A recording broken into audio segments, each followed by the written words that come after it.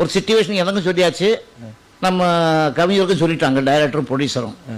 அதுக்கு மெட்டு போட்டால் நல்லா இருக்குங்கிற மாதிரி ஒரு அபிப்பிராயம் அங்கே சபையில் வந்தது. நாங்கள்லாம் மெட்டு போடுற அந்த காலத்தில் எல்லாரும் இருப்பாங்க, ஜனத்தொகை இருந்தாலும் இருக்கும், அதெல்லாம் ஒன்றும் இல்லை. அவங்களுக்கு இவங்களுக்கு நல்லா சொல்ல மாட்டோம், எல்லாரும் கும்பலாக உட்காந்து தான் போடுவோம். ஒரு மெட்டு போட்டார், அந்த சிச்சுவேஷன் எனக்கு தெரியும். நான் என்ன பண்ணேன், மெட்டு கொடுத்தேன். மெட்டு கிழங்க சும்மா இதுக்காக சொல்கிறேன், மெட்டா பாட்டுக்கிறதுக்கு. தானன தனன்னானம் தானன்னா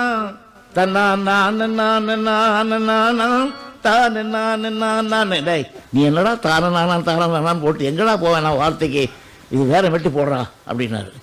அங்கே இருக்கிறவங்கெல்லாம் ப்ரொடியூசர்லேருந்து டைரக்டர்லேருந்து என் முன்னே பார்க்குறாங்க, எப்படியாவது அந்த சந்தத்துக்கே எழுதி வாங்கணும்.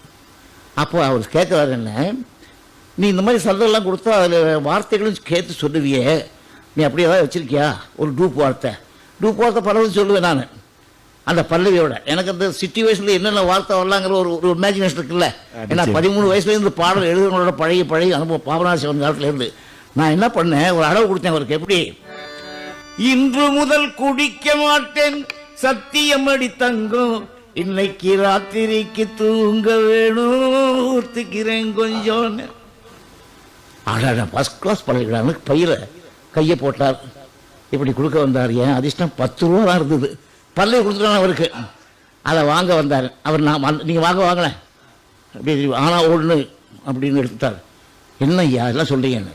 எந்த குடிகாரனும் இன்று முதல்னு சொல்ல மாட்டேன், அதன் அந்த இன்றுங்கிறத நாளைன்னு மாற்றிக்கோ பாடி பாருனார். உடனே நான் நாளை முதல் குடிக்க மாட்டேன் சத்தியமடி தங்கம், இன்னைக்கு ராத்திரிக்கு தூங்க வேணும் ஊத்திக்கிறேன் கொஞ்சம் அப்படின்னு சொன்னோடனே அந்த சரி பணம் கொடுத்துருங்க.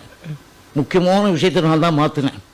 நீ இன்று முதல் எவனோ எந்த குடிகாரனும் இன்று முதல் சொல்ல மாட்டான், நாளைக்கு தான் சொல்லுவான். நான் பணம் கிடையாது போடாட்டார், 10 ரூபாய் திருப்பி வச்சுக்கிட்டாரு.